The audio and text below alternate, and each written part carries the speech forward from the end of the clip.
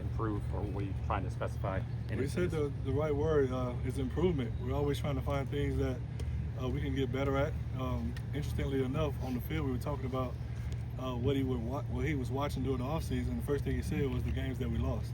He's like, I just want to know how we lost them and what we did, what we do better. So he's already thinking that way. As a staff, we're trying to look at things that we can improve and implement them during this time of the year, training camp, so on and so forth.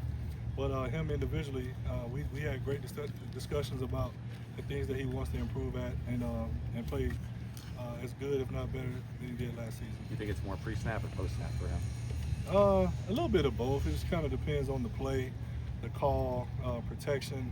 There's a lot involved in what we do. He has a lot of responsibility in the run game, in the passing game, whether it's getting us to the right run play, getting out of run to pass to run, so on and so forth. So there's a lot of responsibility goes on there, and there's a lot of preparation that goes on there. So, but we expanded that package. Each year, we're looking for ways to give him more because he's advancing each and every year in all areas of his game. And we grew some this year. We added some new concepts, new play calls and things of that nature. And we're going to just give him all the reps that we can to get ready for the season.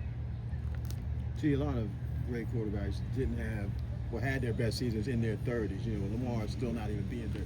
Does that even make you more feeling like, hey, his best football, as good as he's been, could still be in front? Well, yes, it's a cause for optimism, definitely, being that he's such a young player playing the way that he's playing with so much more to get better at. You know, he's doing a lot of great stuff, you know, but we really kind of comb with a fine tooth the things that we really want to improve on, whether it's footwork, whether it's reads, his eyes, discipline, taking care of the football, things like that. So, but yes, at his age, playing the way he's playing is a really good feeling for optimism for the organization and for his career.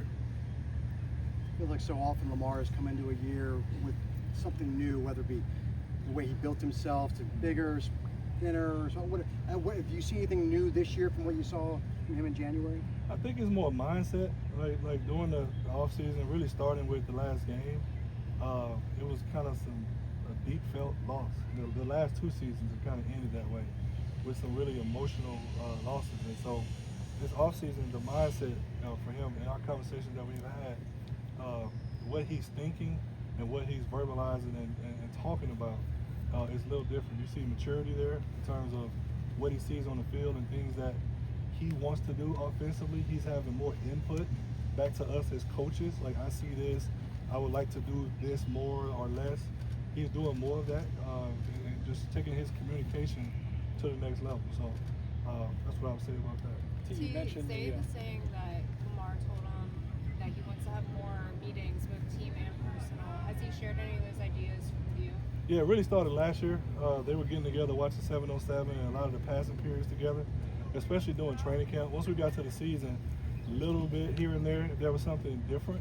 But some of the wideouts would come to the quarterback meetings and kind of hang out with us and listen to him. So whatever was most convenient for Lamar, they kind of worked it out. But there's something that they're being more intentional about doing, especially when we get back during training camp. But it really started last season during camp. They would get together and watch some of the passing periods. And once we got to the season, they got together during the quarterback meetings at times. Some of the other receivers stopping in, tight ends would stop in. Zay Likely, Mark, and those guys would stop in at times. To just kind of have that communication with Lamar when it wasn't the unit meeting where they can get more individualized attention from him. So it worked. Those guys got on the same page as the season went, and we saw the production as the season went on. So you mentioned, him watching the games they lost, and you brought up obviously the Buffalo game. There's been similarities with Lamar's post regular season play has been at a very high level. Postseason he's had his struggles at times. What has been the conversation about how to be better in those games? Well, just finishing for the most part. We really think about things like turnovers and things like that. Kind of the obvious stuff, right? That he's hard on himself about. The first half of the Buffalo game. Just don't do that. We still ended up fighting ourselves back to really giving ourselves a chance to tie the game up. So you go back to 23. Similar stuff, right? Red zone turnovers. Not only just him, but other players, right? So that's stuff as a unit that we talk about, that we emphasize a lot.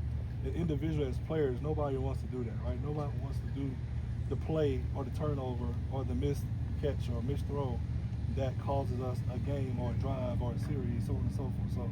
So, but it's an emphasis. You know, we look at everything that contributes to those things, and so yeah, it's on his heart, it's on his mind. We just got to find a way to finish. D-Hop has obviously had a lot of success with different quarterbacks. Is there anything you see from the quarterback side, either film or on the field, that helps shorten that learning curve to developing that relationship with Lamar and other quarterbacks? Well, just in a short time with D-Hop, I've seen that he's quick study, and he loves talking to the quarterback. So that's good from a guy who's caught a lot of passes from a lot of different guys, right? But he's been great. He's been, talking to Lamar about how he's going to run the route and how he expects the ball to be thrown. Lamar's communicating back with him in just a short time. So I can't imagine what that relationship is going to be like after training camp and as the season continues, when we start game planning ways to get him the ball and how those guys play off of each other. Rashad, Zay, that whole crew, how we're going to use them in what we do. So, but early on, his communication has been great, and his expectation as a very veteran, highly productive wideout is something that we haven't seen in a while, and hopefully it's a good thing for us. T, when you get a veteran backup in, who maybe isn't familiar with everything that you do, how do you go about building that relationship, and how's that going so far? Oh, it's going great. I think Coop came in and just kind of took the playbook under his arm, and he was a really quick study. And we put a lot on those guys. They didn't miss a day from football school to OTAs, didn't miss any days, and questions, feedback on some things that they had done in his career in places that he's been. That's similar to what we're doing, little tweaks here and there. Some things helped us, some things that we do a little different. But his experience is the main thing, his professionalism. Came to practice every day prepared, got more reps this offseason than he probably got in the last 2 or 3 years. So that was good for him and Devin as well. But I like his company, I like his presence in our room. Brings another veteran leader that has great professionalism in terms of his preparation.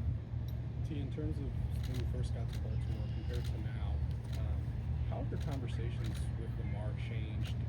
Coaching principles or strategies, I guess, you've taken as you've seen him and yourself also adapt as a coach and player relationship? Yeah, I would say when you're first taking the job with someone as unique as Lamar, you're learning more from them than they're learning from you in a sense. But we were both learning a new system at the same time. So it wasn't like we were running the same system and I was the new coach. It was new coach and new system. So a lot of that was the implementation of the new system. This is how we're going to do it. These are the rules of how we're going to do it. Let's hang our hat on these things. Now you add Lamar Jackson to it and how he sees things, how he thinks year 1, year 2, and now year 3. That bond, that connection, my expectations for him and anticipation of what he would do and how he would think, we just kind of play off each other. It's just kind of like any relationship, right? You're with somebody long enough, hopefully you guys get better at your relationship. But it's still growing. It's still growing. He every day you see growth. Every day there are things that we learn from each other, things about the system, things about football in general that we discuss, and we continue to grow in that direction. We do 2 more for T. With a guy like DeAndre, so many of Lamar's passes last year were to guys that were considered open. Obviously, DeAndre is a guy who can turn those 50-50 balls into like 80-20 balls.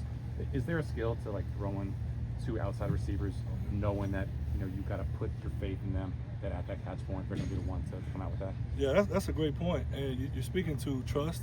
You're speaking to catch radius, stuff that you see with Mark and Zay Likely.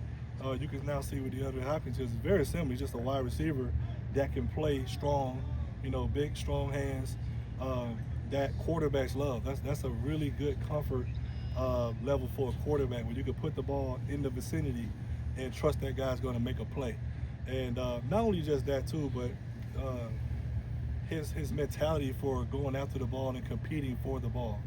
And so we look forward to what that relationship is going to be like. But to your point, that's trust, that's time with each other, working with each other, and ultimately resulting to some production on the field, hopefully.